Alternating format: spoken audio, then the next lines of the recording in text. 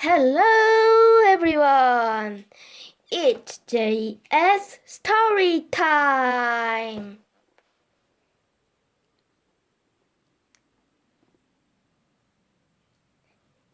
Today I will read Marvin redpost Why Pick on Me, Chapter 3.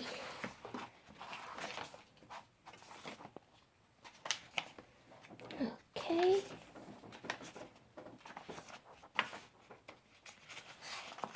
Okay, here it is. Chapter 3. It got worse. What's your favorite color, Marvin? Asked Judy. Marvin thought about red because he had red hair and his name was Marvin Redpost.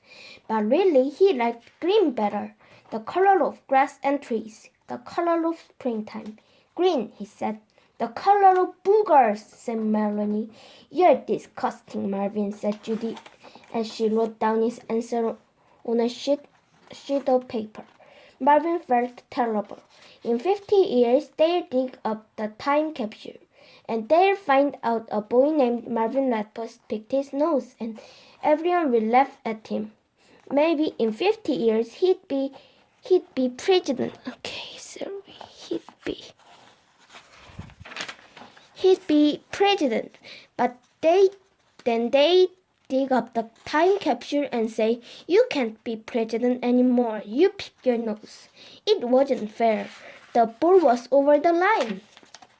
They didn't let him play World War at recess. You'll get booger on the ball, said Justin. Everyone laughed, but it was more than just a joke.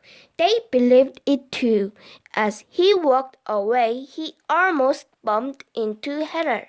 Heather was playing hopscotch with Gina. Yuck! Don't let him touch you, said Gina. After school, he caught up with Nick and Stuart. So what do you want to do today? He asked. Stuart and Nick looked at each other. We can go to my house, Marvin suggested. Said Stuart. Gina and Heather came toward them. Heather made a face at Marvin. Who's your best friend? Asked Gina. Each for the survey. Nick, said Stuart. Stuart, said Nick. Marvin couldn't believe it. Stuart and Nick would be fighting all the time if it wasn't for him. How could they be best friends?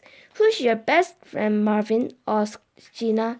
Marvin looked at Nick and Stuart. I don't have a best friend, he said. He waited for Gina and Heather to leave. I don't pick my nose, he said. We know that, said Stuart. But if I said you were my best friend, explained Nick, everyone would think I picked my nose too. You were supposed to tell the truth for the survey, said Marvin. I did, said Nick. You're still our best friend, said Stuart. Just not our best friend. That's right, said Nick. You can't have more than one best friend, said Stuart. Marvin walked home alone. He lived in a two-story gray house. There was a white fence around the house. Next to the gate was one red post. Marvin tapped the red post as he walked through the gate. He had an older brother, Jacob, who was 11, and a younger sister, Lindsay, who was 4. They were both in the kitchen. Marvin, exclaimed Lindsay, do you want to play Mommy Daddy? No, murmured Marvin.